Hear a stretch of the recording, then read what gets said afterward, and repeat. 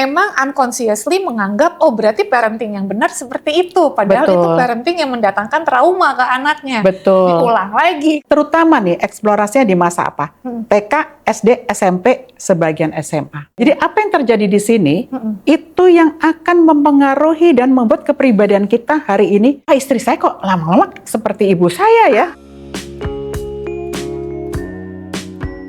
Halo, kembali lagi bersama saya Rifa Sancati dari The Love Story di episode ke-8 Sundays with Expert.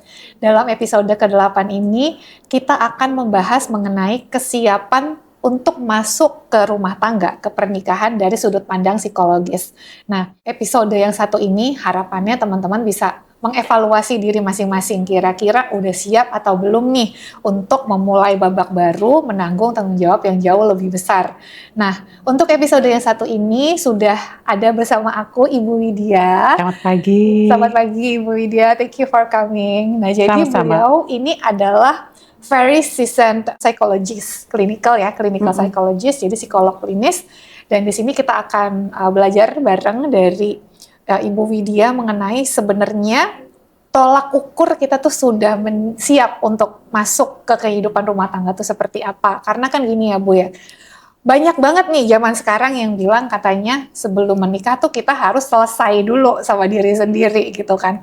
Tapi selesai itu kan terlalu abstrak ya Bu ya. Definisi udah selesai sama diri sendiri ini apa gitu. Iya, betul. Saya taunya saya udah siap atau belum dari mana gitu kan. Apakah emang ada kayak checklist ini, psychological checklist yang oh udah begini, udah begitu gitu kan. Baru dikatakan udah siap untuk menikah atau gimana Bu? Karena usia juga kan nggak selalu jadi patokan. Ada orang umurnya mungkin baru 26. Tapi udah dewasa ya. Sudah dewasa, tapi Betul. ada juga 30-an tapi emotional outburst-nya masih suka meledak-ledak gitu misalnya. Nah ini gimana sih Bu?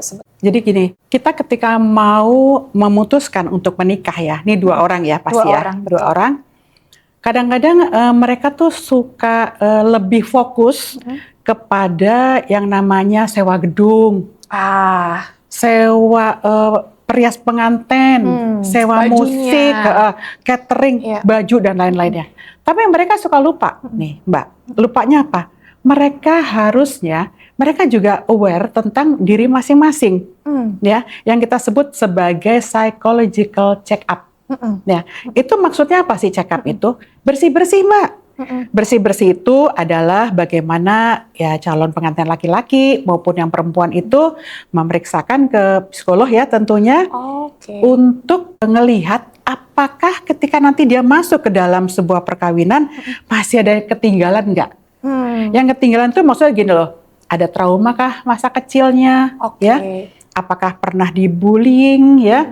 Apakah pernah ada kejadian tertentu yang membuat mereka itu ketika nanti sudah masuk ke dalam sebuah pernikahan itu nggak kebawa? Karena kan gini ya, ketika kita masuk dalam sebuah pernikahan itu kan episode baru dalam kehidupan ya. Mereka dua-duanya single ya. Betul. Kemudian ketika sudah menikah, mereka punya tugas perkembangan nih ceritanya.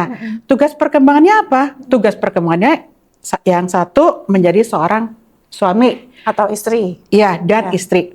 Itu aja punya tugas kan ya. Kita mungkin nggak mendetail ya tentang ini. Kedua adalah ketika punya anak, tugasnya apa lagi coba? Orang tua. Orang tua, ayah dan ibu. Nah, ketika mereka menjalankan tugas-tugas mereka, tapi masih ada nih Mbak trauma yang belum selesai lah ya.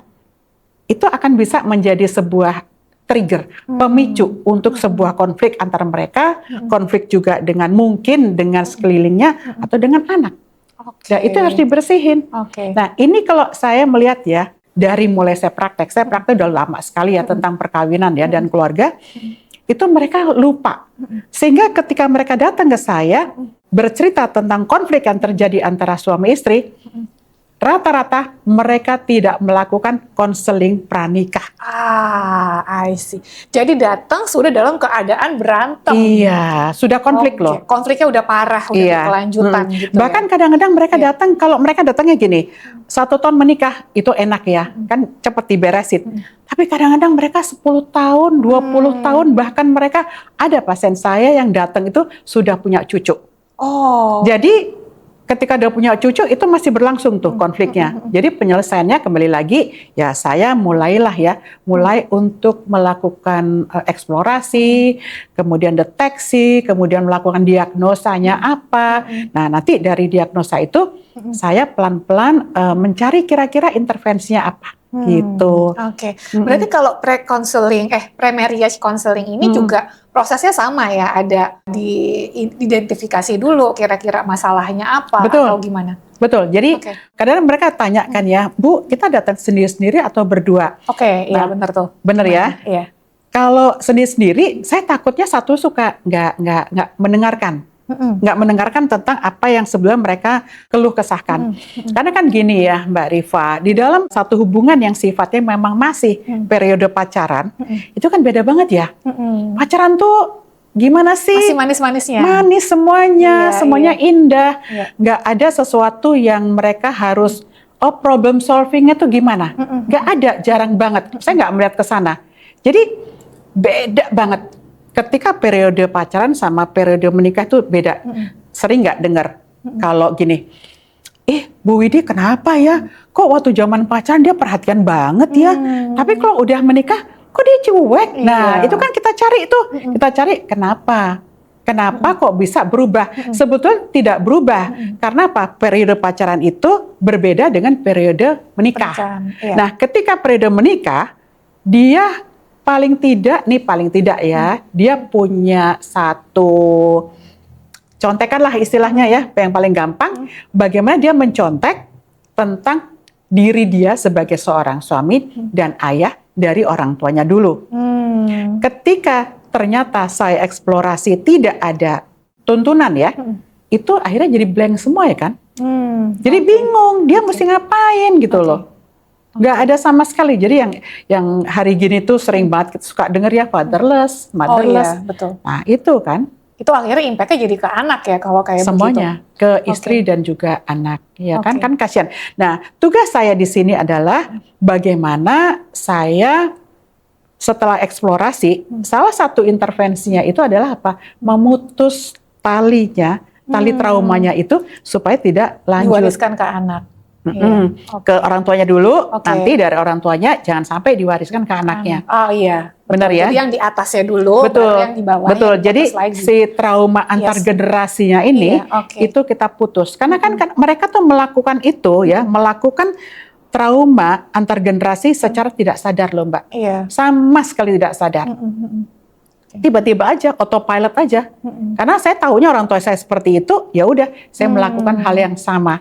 Yang dianggapnya itu adalah sesuatu yang ya emang begini rumah tangga. Karena kan orang tua mereka cuma satu. Jadi mereka menganggap yang satu itu adalah yang benar. Karena nggak punya, kalau dalam hal orang tua kan kita nggak punya perbandingan ya. Beda sama teman, kita punya 3 masa teman. Sih orang tuanya ada beberapa, nggak mungkin juga kan ya. Kalau bedanya dengan kalau kita kerja, kita bisa bedain ini bos yang baik, bos yang buruk mana. Karena bosnya lebih dari satu. Betul. Gitu. Nah, ada percontohan kan. Ada percontohan. Tapi kalau orang tua karena cuma satu, jadi memang unconsciously menganggap berarti parenting yang benar seperti itu. Padahal itu parenting yang mendatangkan trauma ke anaknya. Diulang lagi. Nah, justru pengulangannya itu tugas saya. Ya, tugas saya untuk bisa memotong traumanya. Tapi kadang-kadang kan orang bilang, "Duh, apa bisa ya tidak dilanjutkan?" Oh, bisa banget. Sangat bisa. Ya, karena saya kan juga pasiennya banyak banget ya, dan mereka datang berulang kali, yang nggak sampai puluhan kali. Tapi yang saya tuju itu adalah bagaimana berkesadarannya dulu. Kesadarannya dulu. Iya. Berkesadaran dia itu bahwa kamu tuh ya dulu punya traumanya gini-gini. Saya jelasin dulu supaya dia paham. Ketika dia sudah paham ya, oh gitu ya, dapat insight. Oh gitu ya Bu Widya. Kok bisa ya? Ya karena kamu tidak menyadari. Nah, ketika kesadaran itu sudah kita bentuk pelan-pelan, baru nanti masuk nih, kamu harus begini. Kan kalau ketemu berdua enak kan, dua-duanya kan bisa saling mendukung. Oh, berarti kalau untuk premarital consultation ini sebaiknya datang berdua ya? Sebaiknya begitu. Jadi sama-sama tahu. Sama-sama ada transparansi ya? Betul. Nanti kalau cuma satu, yang berubah satu orang dong. Iya. Nah terus masalah awareness. Tapi gimana Bu, kalau misalnya pasangan kita nih, pacar kita, tunangan, atau partner ta'arufnya kita, apapun lah ya proses penjajakannya, nggak punya awareness-nya dan menganggap kalau datang ke psikolog atau psikiater tuh gila, berarti kan masih ada ya orang yang kayak gitu. Ada beberapa. Ya kan? Tapi kalau saya ngelihat ya belakangan tahun-tahun ini, mereka banyak berkesadaran sih. Udah meningkat ya awareness-nya? Meningkat ya, meningkat banget bahwa saya kayaknya ada sesuatu deh yang nggak beres ya. Jadi atau kalau nggak pasangan bilang kamu kayaknya begini deh, kamu butuh psikolog. Nah itu dengan pasangan ngomong seperti itu akhirnya oh ya aku butuh psikolog. Pelan-pelan bisa mempengaruhi ya. Bisa, tapi ya mohon maaf ya, kebanyakan yang sadar emang yang perempuan sih gitu. Yang sadar itu istri kadang-kadang, karena kalau yang laki itu kadang-kadang kalau kamu deh kayaknya yang gila bukan saya, kan begitu kebanyakan. Ya mungkin kalau laki itu ada ego ya. Iya betul. Ada ego, emang saya begitu, nggak apa-apa kok, saya baik-baik aja. Ternyata baik-baik aja itu justru itu menggiring untuk dia tidak pernah bisa menyelesaikan konflik dirinya sendiri. Karena gimana kita bisa memperbaiki sesuatu kalau kita bahkan nggak mengakui itu tuh rusak gitu. Nah, untuk bisa mengakui kan ya cara kerja psikolog kita tahu lah ya kan, tidak menghakimi, ya tidak melakukan judgement terus kayak memojokkan, enggak. Semua tuh ada caranya kok. Betul. Caranya tuh dengan ngobrol yang pada akhirnya dia sadar. Dia sadar, oh gitu ya Bu, ya ternyata saya masih ada tinggalan masa lalu yang belum beres dan saya bawa ke masa kini. Karena gini ya, ketika kita menikah dua orang ini, ingat nggak Mbak, suka kan dulu tuh suka kedengeran gini, saya tuh menerima apa adanya kamu, iya. Itu kita bahkan dibesarkan dengan diajarkan harus bisa menerima orang tuh apa adanya. Nah, gitu kan. itu dulu tuh Mbak. Iya kan, nggak sehat ya sebenarnya. Kalau menurut saya sih zaman sekarang ya. Ya kalau memang mau terima apa adanya ya udahlah monggo, tapi konflik terus aja akan terjadi. Risikonya besar sekali. Betul. Kalau saya justru gini, berpikirnya kenapa nggak kita sama-sama bertumbuh? Ya kan, suami bertumbuh, istri bertumbuh. Ya memang kalau tumbuh itu kan nggak mungkin kecepatannya sama. Ya. Tapi paling tidak dengan mereka sadar, oh saya harus begini, saya harus begini, itu kan sangat mengurangi konflik kan? Tapi kalau ya udahlah Bu, saya udah putus asa karena kayaknya udah nggak bisa dirubah, ya udah terima apa adanya, ya tidak apa-apa, tidak masalah. Jadi saya akan memperkuat pasangannya yang mau menerima. Ada loh. Supaya dia kuat bertahan. Nah, kuat bertahan dan juga kita cari cara bagaimana ketika merespon. Kalau umpamanya suaminya tipe emosional, terus istrinya ngeresponnya emosional juga. Ya dua-duanya bawa golok nih Mbak. Nggak mungkin dong ya. Jadi ketika emosional, yang ngeresponnya jangan emosional. Kita cari cara yang membuat dia reda. Gitu kan. Karena kan tujuan saya itu kan bagaimana keluarga ini bisa lebih baik kan.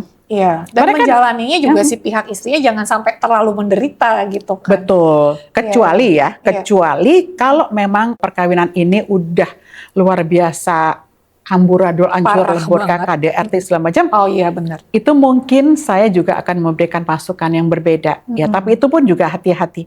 Karena kan nggak bisa dong, Mbak. Dia datang ke kita itu kan untuk memperbaiki. Bukan untuk bercerai kan? Bukan untuk mengakhiri, tapi bagaimana caranya? Yuk kita perbaiki. Jadi perbaikan itu dari dua belah pihak dengan memunculkan awareness yang tadi Mbak bilang. Nah terus ini pertanyaan saya. Misalkan kita udah datang nih ya premarital, udah datang konseling, baru di situ tuh terbongkar trauma-trauma kita yang belum beres. Next step-nya nih apa Bu? Apakah sebaiknya kita beresin dulu, berarti ditunda rencana pernikahannya, atau nggak apa-apa nikah aja tapi jangan punya anak dulu, atau gimana sih sebaiknya? Jadi kita lihat dulu situasinya ya. Sebaiknya sih ya. Situasinya dan apakah mereka setuju dengan yang saya berikan gitu loh. Kalau membatalkan perkawinan, saya kira nggak mungkin. Ya, kemudian untuk menunda itu juga kadang-kadang mereka kan datang kadang udah mepet tuh, udah mepet banget, jadi kan kasihan. Jadi nggak apa-apa sambil mereka terus urusannya untuk mengadakan persiapan, mereka tetap juga untuk melakukan konseling gitu. Kita cari kita cari jalan yang dua-duanya itu jadi kayak nyaman, aman, dan satu punya pengetahuan baru tentang perkawinan ini. Ya kan, ingat ya, kita sama-sama bertumbuh. Ya kan, bertumbuh itu balik lagi dua-duanya. Masalah kecepatan nggak harus sama 100. Ada loh yang istrinya cepat banget. Ada yang suaminya juga cepat jadi ketinggalan. Nah ini pun juga konflik. Jadi nggak mungkin lah ya kita pinter sendiri tuh jangan. Kita sama-sama pinter gitu loh. Jadi itu yang kita coba seimbangkan. Kita mencari selaraskan ya Mbak ya. Iya. Meskipun di dunia ini nggak mungkin 100% akan selaras. Tapi ketidakselarasan itulah yang membuat mereka belajar. Itu aja. Yang penting ada keinginan dan ada upaya dari kedua belah pihak untuk memperbaiki gitu ya. Untuk bertumbuh itu tadi. Nah terus ini, misalkan mereka ini udah pacaran dulu ya, belum kepikiran untuk pernikahan. Dimana tujuan pacarannya masih untuk mengenal dulu. Ya, untuk mengenal dulu kira-kira ini akan jadi calon suami atau calon istri yang baik untuk saya atau enggak gitu. Nah, proses eksplorasinya kan tadi Ibu Ide udah bilang ya sebenarnya pacaran tuh lebih kayak orang jualan tuh kan kayak promo yang dikasih tahu yang manis-manisnya doang. Promonya kan? cakep-cakep ya. Cakep-cakep. Ini produknya punya kekurangan apa? Oh ini produknya aslinya gampang rusak, nggak laku nanti kalau dia ngomong kayak gitu kan kalau di fase jualan. Nah, apakah benar-benar gak ada cara Bu untuk kita bisa mengeksplorasi, mengenali red flag pasangan pacar kita yang masih tahap penjajakan ini yang mereka sembunyikan gitu? Karena kalau atau apa solusinya balik tetap harus dibawa ke profesional juga karena kalau pacaran yang baru awal kan kayak masih early banget ya untuk hal yang seperti itu atau gimana sih sebaiknya? Pacarannya tuh ya tapi banyak sih yang datang ke saya itu pada umumnya ya. Dengan pacaran 3 bulan, 6 bulan, atau yang tadi dibilang ta'aruf. Ta'aruf tuh bagus kok menurut saya ya. Tapi kalau menurut saya kita tetap harus ketemu. Oh tetap. Ketemu itu apa ya? Kita saling mengenal secara pribadi. Kita kan tidak beli kucing dalam karung. Terus gimana dong? Pas dibuka kucingnya nggak keruan, garong ya? Kan nggak mungkin juga dong. Jadi nggak apa-apa sih kalau kadang-kadang ada orang yang nggak apa-apa Bu Ide saya ta'aruf 3 bulan nggak apa-apa. Saya tidak pernah menyalahkan. Oh jangan nggak. Ya udah nggak apa-apa. Kita cari jalan keluarnya untuk bisa memahami satu sama lain gitu ya. Nah salah satunya adalah yang tadi sudah saya sampaikan. Eksplorasi mendalam, ya terutama nih eksplorasinya di masa apa? TK, SD, SMP, sebagian SMA. Ini yang TK, SD, SMP itu signifikan banget loh, sangat signifikan. Jadi apa yang terjadi di sini itu yang akan mempengaruhi dan membuat kepribadian kita hari ini seperti apa. Coba aja perhatikan. Ini kadang-kadang yang suka nggak kita pahami. Tapi setelah saya masuk lebih dalam, pas dapat, oh ini toh rupanya. Ini rupanya yang membuat dia itu perilakunya, cara berpikirnya, cara merasanya itu di sini. Karena mungkin saja ya, red flag yang dimunculkan oleh salah satu pihak ya, suami atau istri, itu yang akan membuat dia ke-trigger atau terpicu pada masa-masa masa lalu terutama di jadi kayak ada kemiripan yang kemudian men-trigger dia betul. Gitu ya. Jadi kemiripannya itulah yang membuat dia kayak teringat kembali, duh kok aku ngerasain sensasi yang sama ya di masa lalu. Nah ini yang kadang-kadang muncul, itu yang kita sebut dengan trauma. Terutama tadi TK, SD, SMP ini selalu ini saya carinya di sini. Jadi kalau ini kita udah ketemu nih ya, udah ketemu di sini, gampang nelusurnya dan gampang membuat intervensinya. Nah itu nanti setelah ketemu penyebabnya, prosesnya, sampai akhirnya kita bisa in a better state lah gitu. Itu bisa berapa lama biasanya Bu? Bisa bertahun-tahun kan? Kalau kita ngomongin trauma ya, trauma itu sebetulnya kan tetap ada dalam diri kita. Itu nggak mungkin hilang jadi nol. Ya, ini berdasarkan saya belajar dan saya konseling. Tapi ketika dia di hari ini mengalami satu trigger, satu pemicu, apakah itu istrinya atau suaminya atau mungkin lingkungannya, tetap ada. Trauma itu tetap muncul. Tetap bisa terasa. Tapi kalau dia sudah konseling dengan psikolog, dia sudah tahu, dia sudah aware, oh saya dulu trauma. Itu tetap muncul, tetapi persentasenya turun banget. Dan jadi tahu cara menyikapinya juga. Betul. Ya? Okay. Nah, persentasenya turun itu maksudnya gini. Dulu ketika dia ke-trigger sensasinya, wah marah-marah nih umpamanya ya, marah-marah atau emosionalnya gimana, banting-banting barang. Yeah. Tapi ketika hari ini ke-trigger, itu beda. Sensasinya tuh, oh saya udah tahu nih, ini kayak trauma masa lalu saya. Jadi awareness lagi. Jadi lebih calm juga ya dalam Jauh. Nanti makin lama, makin ke sana itu ke-trigger, dia udah sadar. Nah, yang kita angkat memang kesadarannya. Kesadarannya kan banyak banget ya. Mungkin yang tadi Mbak Rifa sampaikan tentang red flag-nya ya. Red flag itu kan munculnya juga kadang-kadang kan refleks kan. Refleks, betul. Munculnya kan autopilot kan. Betul. Ya. Nah, ini yang kita mesti tahu nih, apa aja nih yang muncul autopilot. Karena balik lagi si autopilot itu rekaman masa lalu yang ada di dalam pikiran bawah sadar karena ada pengulangan yang jadi habit, benar nggak? Oke, betul. Rasakan habit kita apa yang kadang-kadang ya habit kalau bagus sih nggak apa-apa ya. Tapi kadang-kadang habit itu kan juga ada yang jelek. Contoh umpamanya cuman ditegur, jangan naruh ini di sini dong, wah marah setengah mati. Itu kan trigger. Contoh gini, saya punya pasien ya, laki. Istrinya itu kalau ngomong memang di atas do re mi nadanya. Tinggi. Tinggi ya. Lucu banget kenapa mereka juga berjodoh ya. Nah, ketika dia ngomong pelan, Mas ini minumnya gitu. Itu dia nggak apa-apa. Tapi ketika istrinya ngomong, Mas ini minumnya di sini ya. Dus langsung ke-trigger. Ternyata penyebabnya?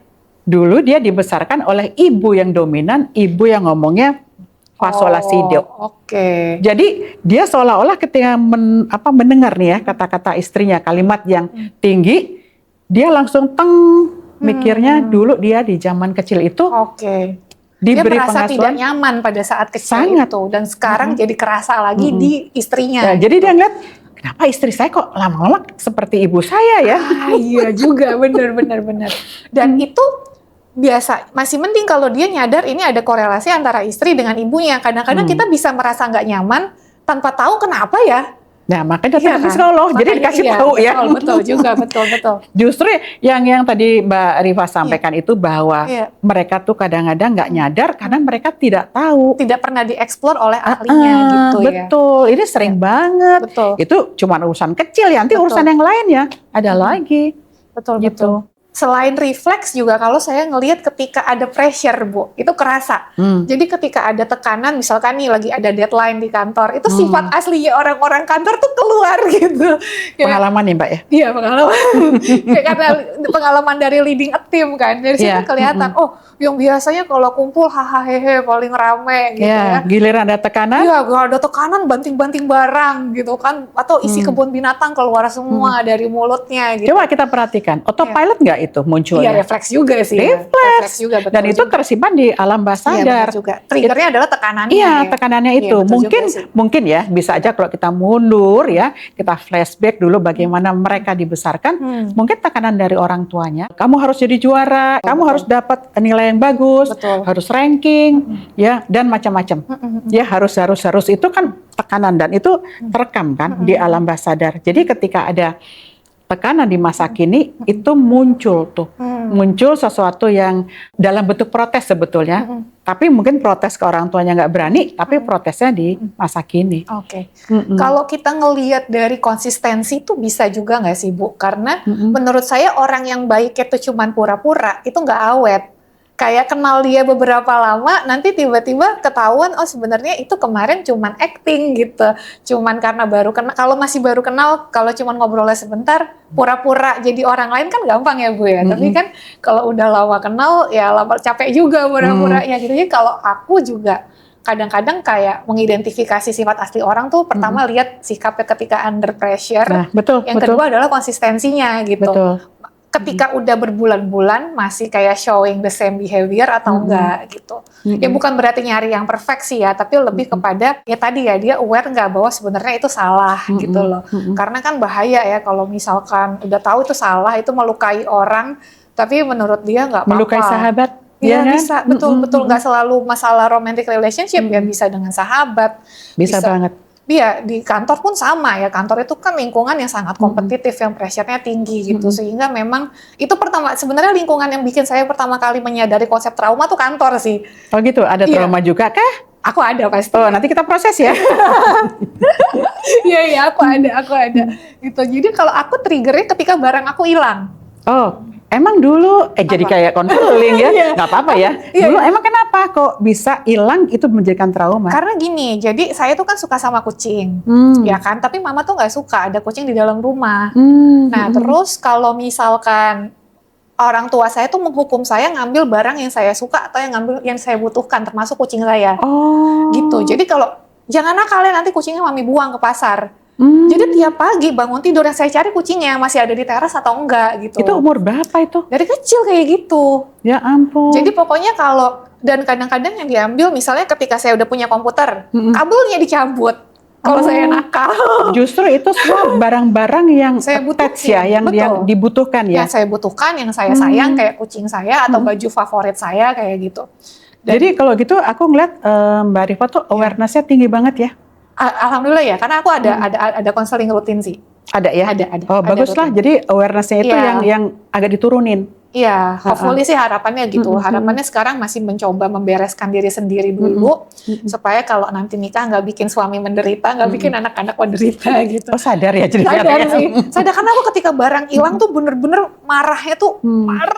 Padahal barangnya hilang barang sepele. Benar. Nggak selalu barang mahal. Tapi kan itu signifikan untuk kita, ya kan? Iya, aku langsung kayak siapa nih yang ngambil gitu kan? Nggak tahu. Misalkan makanan saya di kulkas tiba-tiba ada yang makan nggak pakai izin. Kalau izin nggak apa-apa, saya nggak pelit gitu. Betul. Tapi tiba-tiba hilang saya nggak suka gitu. Kok diambil ya gitu kan? Harus. Dan itu sering nggak terjadi dulu? Dulu sering. Terus gitu. si mamah itu juga punya trauma seperti itu dulunya? Ya. Different types ya, iya juga sih. Kalau mama lebih kompleks sih masa kecil. Dan kemarin di program The Love Story juga, saya kan interview mama saya sendiri ya untuk kontennya kita. Aku tanya sama mama, apa penyesalan terbesar yang kalau bisa putar balik waktu ke tahun pertama pernikahan, ibu akan lakukan dengan lebih baik? Gitu kan pertanyaan saya gitu. Terus mama saya jawab, pengen belajar jadi orang tua yang lebih baik. Gitu. Dipuk-puk dulu sini, dipuk-puk dulu gitu. Ya, jadi sekarang benar kan, trauma itu sangat menyisakan ketidaknyamanan untuk diri kita. Dan jangan salah ya, ketika saya jadi seorang psikolog, saya pun dibersihin dulu. Supaya jangan kalau saya ketemu dengan pasien yang model yang mirip-mirip, nanti saya kesetrum dong. Ibu yang ke-trigger gitu. Iya, ke-trigger. Nanti kan aneh nih psikolognya nih belum selesai nih. Benar kan, kita harus selesai dulu. Gimana pun juga. Hubungan itu akan jauh lebih baik antara ibu dan anak. Itu sering banget itu. Dan karena ibunya dulu seperti itu, jadi anaknya ikut trauma. Nah ini kan supaya mereka jangan bermusuhan terus-menerus ya. Sementara anaknya juga udah punya anak, jadi udah punya cucu, ya kita beresin. Jadi ada satu momen gitu, bahkan kadang satu keluarga saya beresin. Kita saling memaafkan. Karena sebetulnya si ibu itu ya, kayak ibunya Mbak Rifa, melakukan itu kan tanpa sadar. Dan mungkin juga kalau kita tarik ya secara genogram, secara pohon keluarganya, kita tahu bahwa si mama itu juga punya banyak trauma. Ya, lebih parah sih. Childhood-nya mama lebih berat. Kalau saya, at least kebutuhan dasar terpenuhi. Pendidikan bisa kuliah di tempat yang bagus, nutrisi terpenuhi. Jadi mereka tuh care banget dengan asupan gizinya kita gitu. Itu yang nggak didapetin mama dulu. Gitu. Jadi kakek saya tuh anaknya 7. Ya, kita maklum. Dari istri pertama. Baru pertama. Yang kedua berapa? Gak tahu, gak kehitung. Waduh. Yang saya tahu aja ada tante Om Tiri itu ada 2 yang saya kenal. Dengar-dengar di luar itu ada gitu. Jadi kan itu sih ketika saya belajar tentang trauma juga jadi lebih bisa memaafkan mami juga sih. Betul, karena memaafkan itu penting banget. Supaya Mbak Rifa juga jangan membawa bukan cuma traumanya ya, tetapi bagaimana kekesalan terhadap ibu.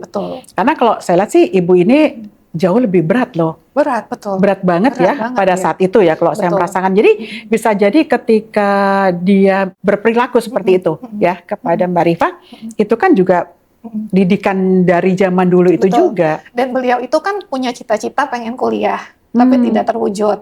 Nah makanya kan saya anak pertama, jadi kenapa dibilang kalau nakal begini, kalau nakal begitu, supaya saya tuh nggak berakhir seperti beliau. Sebenarnya tujuannya gitu, supaya saya tuh serius belajarnya, bisa jadi sarjana perempuan pertama di Belanda. Alhamdulillah, jadi sekarang S1-nya apa? Di accounting. Di accounting, Iya. nggak ambil psikologi? Enggak. Karena saya pengen jadi pengusaha. Oh, alhamdulillah, amin, inget-inget ya.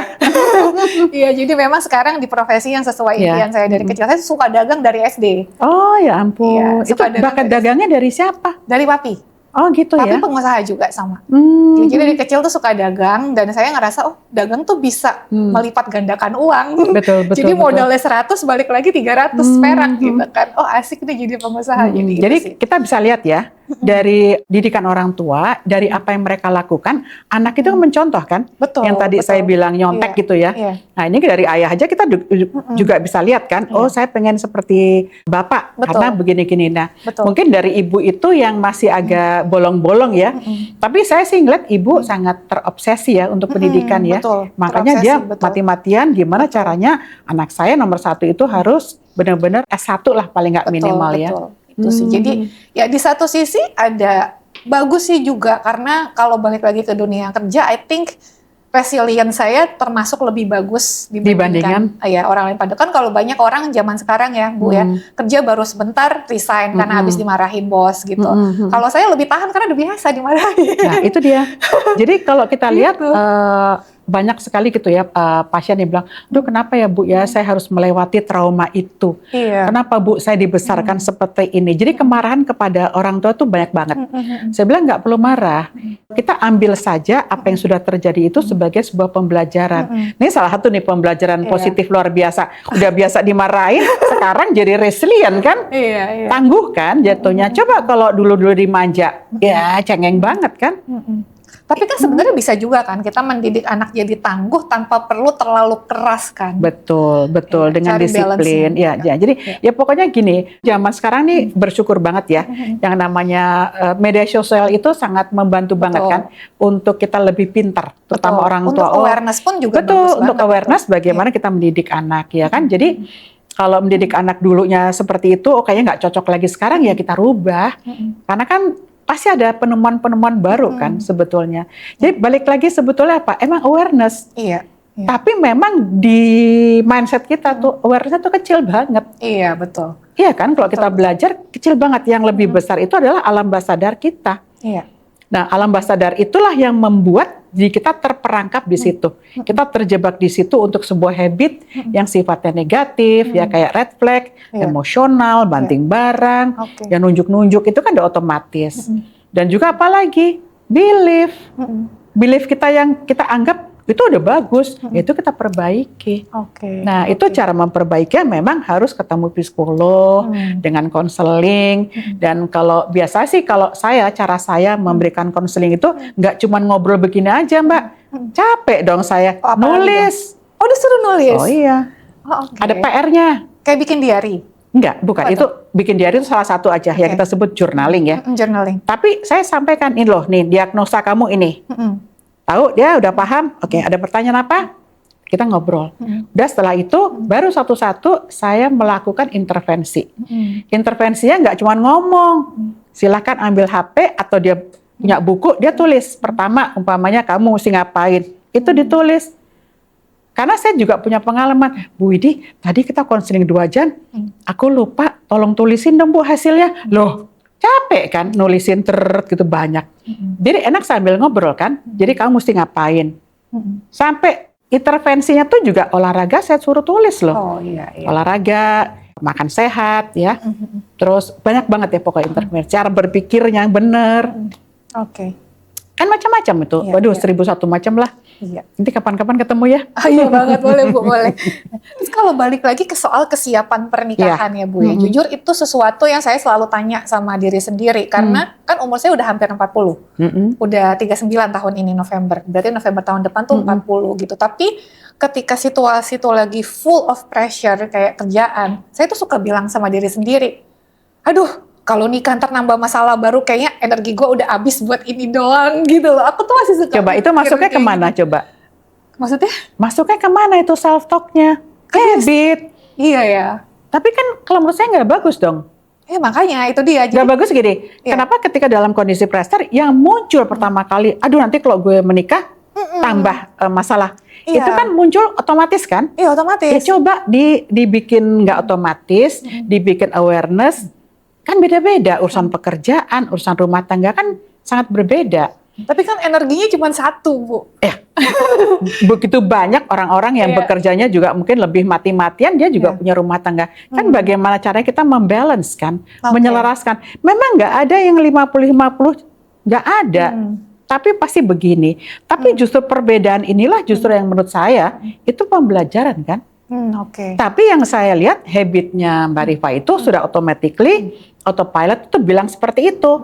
Jadi itu yang menghambat Anda untuk membuka diri kan jatuhnya. Iya sih. Karena udah nutup.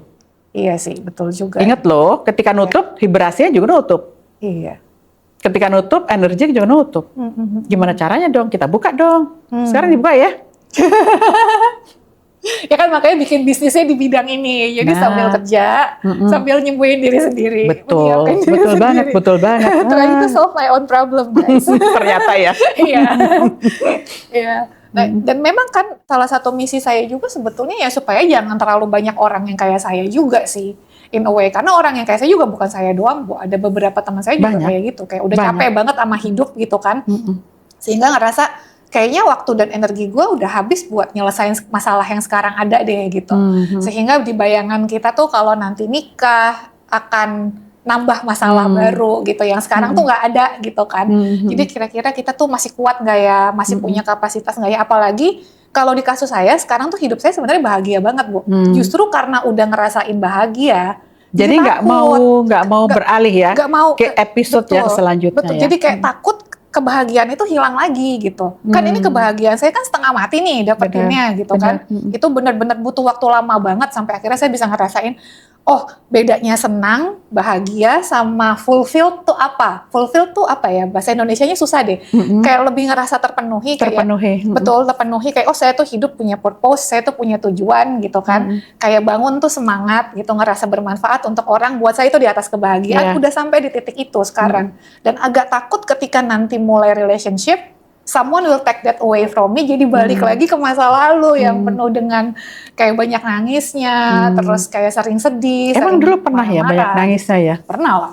Pernah. Berapa kali? Sering, nggak kehitung, dari kecil udah sering begitu. Oh, tapi kan dulu waktu kecil ketika ada relationship kan belum kan? Ketika relationship malah jadi susah nangis. Itu saya nggak ngerti itu gimana konsepnya. Jadi ketika abis putus yang bikin saya nangis 1 kali doang bisa dihitung. Itu pun karena terpaksa putusnya karena beda agama, bukan karena nggak cocok sama orangnya. Kalau beda agama sih lain perkara ya kalau menurut saya. Karena kan dari awal kita udah tahu. Betul sih. Udah tahu kan gini, kita di sini, kita milih beda agama. Di ujung sana udah tahu kok. Itu berarti kan kalau menurut saya emang pilihan juga kan? Betul. Itu yang satu yang ditangisin itu doang. Yang lainnya tuh lebih kayak malah ngerasa lega karena kayak ngerasa keluar dari masalah. Kayak udah balik lagi ke single and happy gitu. Dan setelah itu tidak pernah mencoba lagi? Terakhir coba tuh before COVID. Itu pretty traumatic sih. Yang itu terparah kasusnya. Karena orangnya juga banyak traumanya. Nah kan harus. Ya kalau dia tuh broken family, jadi orang tuanya tuh divorce, papanya nikah lagi, mamanya nikah lagi. Tapi gini ya Mbak Rifa, saya mau tanya ayahnya Mbak Rifa tuh gimana hubungannya dengan Anda? Sama kayak sama mami, susah. Modelnya sama. Tapi lebih galak. Nah kayaknya mesti dibersihin dulu. Sampaikan aja sampai psikolognya yang Anda temui. Bersihin dulu mindset kita sehingga ketika Anda menemukan laki-laki ya yang Anda suka, yang dia juga suka, Anda scanning dulu dong. Jadi nggak langsung, karena gini, sebenarnya mindset Anda yang masa lalu itu belum selesai sehingga Anda ketika ketemu dengan seorang laki-laki yang sama. Itu lagi. Oh nah, jadi attract someone similar ya? Bener, makanya dibersihin. Iya. Nggak kepikiran ya? Makanya bilang sama psikolognya gimana cari yang klinis. Udah klinis? Siapa? Jangan dong. Jadi benar loh, jadi kalau menurut saya dibersihin dulu semuanya, mindsetnya, perasaannya, pola pikirnya, awarenessnya dihidupin. Sehingga ketika kita ketemu, kita udah mulai ancang-ancang atau kita udah mulai identifikasi nih kira-kira orangnya seperti apa. Tanya nih, dia anak nomor berapa dari berapa bersaudara, hubungannya dengan bapaknya gimana, dengan ibunya. Terus kalau tiba-tiba dia orang tuanya bercerai, dianya segala macam ya traumatis, udah tahu ya ngapain gue terusin. Nggak perlu dong, kalau Anda meneruskan berarti Anda masuk pada pola yang sama. Betul. Kan polanya begini ya. Betul. Berarti kan Mbak Rifa harus keluar dari pola, membuat pola baru. Betul. Tapi pertama kali untuk membuat pola yang baru, nih dulu nih, awareness-nya. Awareness itu penting banget. Sangat kalau menurut aku. Jadi abis ini saya dikasih tahu ya kalau udah dapet ya. Orang malah si psikolog saya itu bilang, dia sebenarnya saya setuju sih sama dia. Sebenarnya kan nikah juga nggak semua orang harus nikah, Mbak, gitu. Kalau Mbak ngerasa memang betulan merasa hidup single pun nggak apa-apa, bisa tetap bahagia seperti sekarang untuk selama-lamanya dalam waktu yang panjang, sebetulnya nggak nikah juga nggak apa-apa gitu. Atau itu sih yang beliau bilang tuh kayak nggak gitu. apa-apa, nggak masalah. Yang penting kita sadar bahwa emang saya Itu tidak mau, betul, ya kan? Betul. Jadi kita sudah sampai tahap di mana pilihan saya adalah tidak menikah, pilihan saya adalah bahagia dengan cara saya seperti ini. Karena kalau saya lihat di sini kan ada satu kalimat yang bagus banget dari Mbak Rifa adalah bagaimana ketika saya saat ini bekerja, saya bisa manfaat untuk diri saya dan juga orang lain, Iya, kan? betul. Balik lagi, itu kan sesuatu yang baik. Iya, karena balik lagi ketika kita manfaat untuk orang lain, ya happiness-nya itu kan datangnya akhirnya ke kita kan. Betul banget. Dan happiness itu kan nggak bisa kita beli ya. Betul, nggak bisa Dan dibeli. happiness itu juga tidak bisa kita berikan remote control happiness itu ke orang lain. Betul. Jadi kita dikontrol happiness kita, kalau kamu nggak begini, saya nggak bahagia. Enggak, kita yang menciptakan. Nah, kadang-kadang kan orang suka lupa ya. Tuh gara-gara dia nih gue jadi nggak happy. Nah, itu balik lagi kesadaran. Tapi emang untuk masuk ke situ itu belajar, Mbak. Iya. Karena saya ingat banget ya, siapa kata-katanya siapa gitu, nggak ada orang hebat di dunia ini. Yang hebat itu adalah orang yang selalu belajar dan membuat sesuatu yang terus-menerus konsisten. Jadi repeat itu yang membuat kita jadi hebat. Oke. Ya kan? Perlahan tapi pasti nggak apa-apa gitu ya. Betul. Jadi ada pengulangan yang positif itu yang membuat kita jadi hebat. Betul. Ya kan? Jadi tugas untuk Mbak Rifa satu apa? Waduh, membuat ini nih mindsetnya nih. Jadi sebenarnya kalau ditanya pengen nikah atau enggak sih pengen, tapi ya dapat orangnya tuh pengennya tuh yang bikin sayanya juga tuh yakin gitu loh. Kalau sama dia at least hidup saya tetap sama lah. Gak mesti lebih bahagia lah. Kayaknya kalau lebih lagi kayaknya takutnya serakah juga. Karena I think what I have right now itu udah very abundance gitu kan. Cuman ya at least jangan sampai sayanya ini balik lagi gitu. Dan itu belum nemu orang yang gak apa-apa, gak masalah. Tapi saya ngerasa kayak gitu. Betul, tapi kan mungkin dengan kita ngobrol secara gak langsung seperti ini konseling, jatuhnya kan Mbak Rifa jadi radarnya tuh makin kuat dong. Ketemu dengan seseorang. Betul. Oh dia begini, mau masalahnya begini, ya udah tinggalin. Oh ya langsung cari yang lain aja. Iya cari yang lain. Iya benar juga sih. Oh iya betul. Radar makin lama makin bagus sih. Benar. Nah itu radarnya, tapi mungkin radar dari orang ini seperti apa, dari ini seperti apa, dari saya ini loh awareness-nya yang harus dimunculkan. Jadi emang harus on terus gitu loh. Oh ini kok jadi kayak sesi konseling ya saya. Oke Bu, yang terakhir ya. Iya. Apa nih pesan dari Bu Widya buat teman-teman yang masih single tapi punya keinginan yang kuat untuk menikah gitu ya. Khususnya kalau laki-laki kan keinginan yang kuatnya juga salah satunya dari kebutuhan biologis ya. Itu kan mereka sehingga jadi kayak lebih dibandingin perempuan gitu ya. Ada alasan yang kayak lebih kuat gitu. Tapi merasa mereka belum siap nih secara mental dan emosional gitu. Kalau advice dari Ibu untuk orang-orang yang seperti kami gimana? Ya, jadi ketika akan menikah ya, selain mereka memikirkan apa-apa saja kebutuhan untuk pernikahan, coba tolong ditambahkan deh, kebutuhan yang lain itu adalah bagaimana mereka perlu untuk datang ke psikolog untuk melakukan yang kita sebut sebagai psychological check up. Ya, check up itu ya kalau kita kan kalau nggak salah check up-nya juga kesehatan loh ya. Iya. Meskipun nggak banyak dilakukan ya, karena takut juga hasilnya kan. Betul, banyak yang takut tahu hasil ya. Katanya kalau tahu hasilnya nanti makin lebih parah. Iya. Tapi kan sebetulnya ketika udah tahu hasilnya kan lebih cepat diobati. Betul. Sama aja dengan psikolog ketika check up, nih loh. Yang tadi yang mungkin begini kita benerin gitu loh, ya kan? Mereka tuh takutnya balik lagi yang tadi Mbak Rifa di awal ngomong, aduh ke psikolog itu katanya kok orang gila, nggak sama sekali. Jadi itu betul-betul untuk memperbaiki kesehatan mental kita sebelum masuk ke jenjang pernikahan. Oke, thank you. Terima kasih banyak Bu Widya. Itu very Sama-sama. insightful. Semoga sesinya juga bermanfaat buat teman-teman yang nonton. Nah, mungkin nanti Ibu isi ini juga ya, offline sessionsnya kita. Nah, Apa jadi itu? di Bisnisnya The Love Story itu kan kita memang konsepnya menjodohkan. Mm-mm. Tapi menjodohkannya tuh nggak selalu dalam format di restoran, ketemu ngobrol, nggak gitu doang. Bisa juga format penjodohannya kita bikin kelas edukasi sebenarnya. Oh gitu, menarik. Yang datang wajib single, kita verifikasi. Mereka betulan masih belum menikah ya setidaknya gitu. Nah terus nanti jadi sambil mereka belajar ya sambil cari jodoh juga karena orang-orang yang di situ ya orang-orang yang secara sadar mendaftarkan diri untuk program matchmaking kan. Oh gitu, menarik banget. Jadi nanti kalau ketemu konselingnya bersama-sama ya, itu ada Bisa kok, juga. ada caranya kok, ada Iya, caranya. grup terapi ya. Betul. Yang penting mereka tuh tahu yang pertama kali adalah siapa diri dia. Iya, Yang kedua kita temukan apa traumanya dan bagaimana cara untuk betul. melepaskannya Iya. itu. Gitu. Jadi program kita macam-macam lah. Oh, keren banget. Bisa juga kelasnya tentang financial planning. Wah, ada dong nanti yang maju ya. Speaker untuk podcast sebelumnya udah ada untuk financial planner. Jadi nanti programnya juga kayak gitu. Ya. Tapi khusus semua program kita hanya yang belum menikah. Ya. Gitu. Jadi harapannya berlanjut ya kerjasamanya ya. Betul, berlanjut. Jadi dan buat para kliensnya kami juga bukan cuma cari jodoh tapi mempersiapkan dirinya juga untuk menjadi pasangan yang tepat. Iya. Gitu sih. Amin ya, insya Allah. Amin. Semoga bisa tercapai lah ya. Amin, amin. Oke, thank you buat teman-teman yang udah simak dari awal sampai akhir. Buat yang pengen gabung dengan acara-acara yang tadi aku sebutkan, bisa gabung dulu aja dengan WhatsApp community kita. Linknya ada di bio atau ada di deskripsi video ini. Thanks again for watching. Jangan lupa like dan jangan lupa subscribe. Bye-bye.